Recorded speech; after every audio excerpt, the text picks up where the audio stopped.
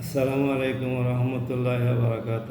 সম্মানিত ভাই এবং বোনেরা, আপনারা সাম্প্রতিককালে জেনে গেছেন বিএনপি বাংলাদেশের অন্যতম বৃহত্তম আরেকটি রাজনৈতিক দল জামাতের উদ্দেশ্যে হুমকি দিচ্ছে যে তারা নির্বাচনে বিজয়ী হলে ৭১ জামাতের ভূমিকার জন্যে এবং গণহত্যার অপরাধে, মানবতা বিরোধী অপরাধে জড়িত থাকার অভিযোগে তাদের বিচার করা হবে।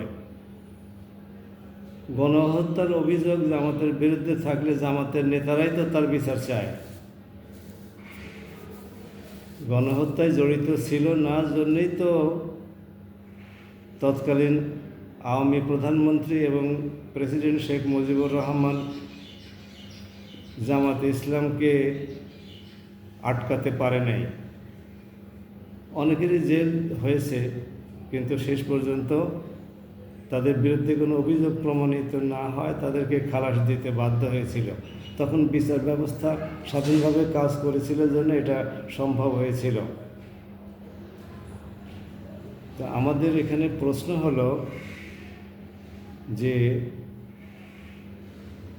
যদি তর্কের খাতিরে ধরেই নেওয়া হয় যে গণহত্যার জন্য জামাতের বিচার তারা করতে উদ্যত হবে, তাহলে দিনাজপুরের ইয়াসমিন হত্যা, মাগুরায় কারচুপি করে ইঞ্জিনিয়ারিং করে ভোটে জয়লাভ করা, রাজশাহী বিশ্ববিদ্যালয়, ইসলামী বিশ্ববিদ্যালয়, কুষ্টিয়া, চিটাগাং ইউনিভার্সিটি, ঢাকা ইউনিভার্সিটি, এই সমস্ত ইউনিভার্সিটিতে শিবিরের উপরে হামলা করে যে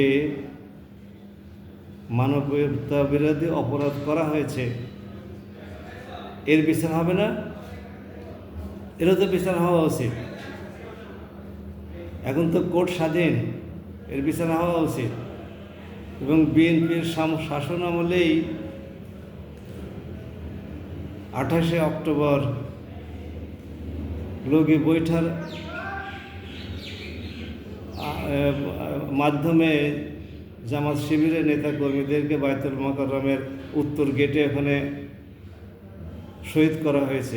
এর বিচার হবে না বিএনপি নেতা নেত্রীদের বিরুদ্ধে? এর তো বিচার হওয়া উচিত। শুধু একদিকের বিচারের কথা বলে কেন, এক দলের বিচারের কথা বলে কেন? ওরা সবই এদেরও তো বিচার হওয়া উচিত। আমি জানি না জামাতে ইসলামী বাংলাদেশ, ইসলামী ছাত্র শিবির তারা এই সমস্ত অপরাধের জন্যে বিএনপির বিরুদ্ধে বিচারালয়ের মুখোমুখি এসে দাঁড়াবে কিনা, বিচারালয়ের শরণাপন্ন হবে কিনা। হওয়া উচিত, এটাই ন্যায্যতার দাবি। আশা করি বিএনপি বিষয়গুলো মাথায় রেখেই তারপরে ভবিষ্যতে বক্তৃতা বিবৃতি দিবে। আলগা কথাবার্তা বলে, চেতনার কথাবার্তা বলে বাংলাদেশে রাজনীতি করার দিন শেষ হতে চলেছে। বিএনপি যত এটা তাড়াতাড়ি অনুধাবন করবে ততই মঙ্গল। আওয়ামী লীগের চেতনার রাজনীতি খতম। আগামী 50 বছরেও আওয়ামী লীগ পূর্বাবস্থায় ফিরবে কিনা আমাদের সন্দেহ হয়। আমরা আশা করি বিএনপি রাজনীতির ময়দানে অতি জনসমাগম দেখে উত্তেজিত না হয়ে বরং সংযত ভাষা ব্যবহার করুক, তাহলেই বরং জনগণের কাছে তাদের বক্তব্য গ্রহণযোগ্যতা পাবে। সবাই ভালো থাকুন।